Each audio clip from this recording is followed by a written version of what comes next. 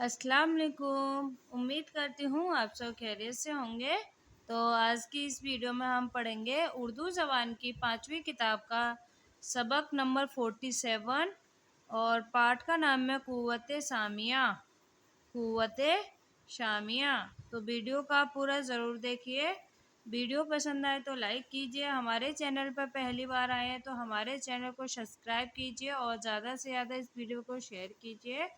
और आपने अभी तक हमारी पिछली वीडियो नहीं देखी है तो उनका लिंक मैं नीचे डिस्क्रिप्शन बॉक्स में दे दूँगी, वहाँ से पिछली वीडियो देख सकते हैं, या फिर आप हमारे चैनल पर जाकर भी पिछली सारी वीडियो देख सकते हैं जो कि हमने इस चैनल पर उर्दू ज़बान की हमारी ये 5वीं किताब चल रही है। और इससे पहले मैंने 46 तक 5वीं किताब पढ़ा चुकी हूँ और 4 किताबों जैसे उर्दू ज़बान की पहली, दूसरी, तीसरी और चौथी किताब भी मैंने पढ़ा दी है। इनकी भी वीडियो मैंने इस चैनल पर डाल दी हैं और साथ में चमन उर्दू की भी वीडियो मैंने इस चैनल पर डाल दी हैं और साथ में मैंने कुरान शरीफ की भी वीडियो इसमें डाली हैं।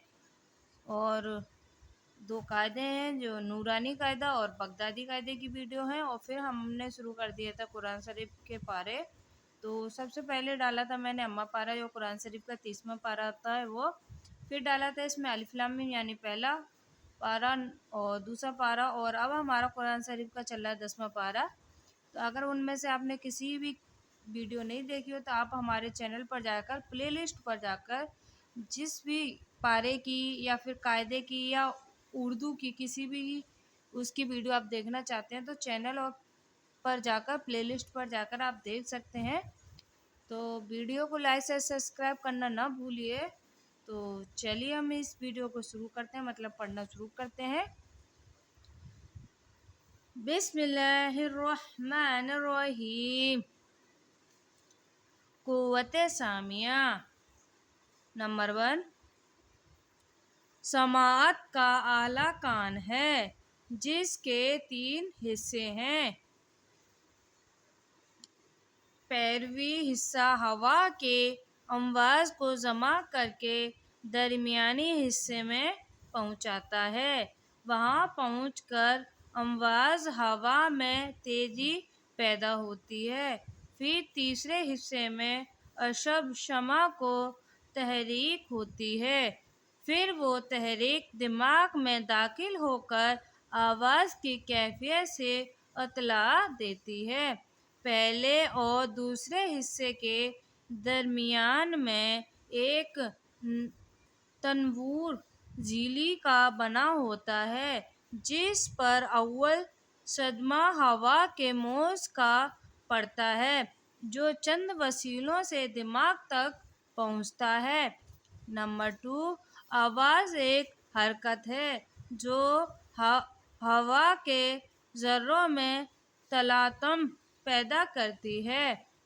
इसी वास्ते कुदरत ने हवा को ऐसा लतीफ़ बनाया है कि एक अदना सदमा के असर से इसमें हलचल पड़ जाए। अगर ये वसफ़ हवा में न होता तो आवाज़ पैदा ही न होती और हम शुद्ध व शदा की हिस्स से बेबहरा रहते। नंबर 3, आवाज़ को सुनकर हम अक्सर शनाख्त कर देते हैं कि वो किस शख्स या किस चीज़ की है और इसकी समत भी दरियाफ्त कर देते हैं, लेकिन ये खुद शामिया का काम है, बल्कि इस तजुर्बा पर मौकूफ़ है जो हमको शमात के बाद हासिल होता है। हमको बार बार के तजुर्बे से अटकल हो जाती है कि फ़लाँ शख्स या चीज़ की आवाज़ का ये अंदाज़ है। इस क़यास पर आवाज़ से हासिब आवाज़ को पहचान लेते हैं और जब 2 आवाज़ों में निहायत मशा बहुत होती है तो हमारा अक़यास गलती कर जाता है। मसलन बाज़ आदमी अस्वात हैवानात की ایسی نقل کرتے ہیں کہ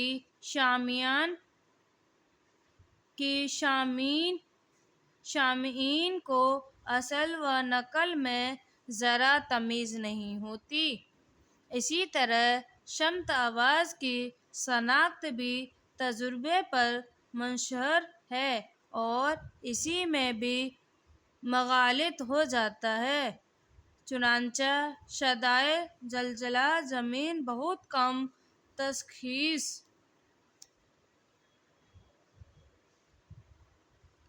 میں آتی ہے۔ اکثر اختلاف رہتا ہے۔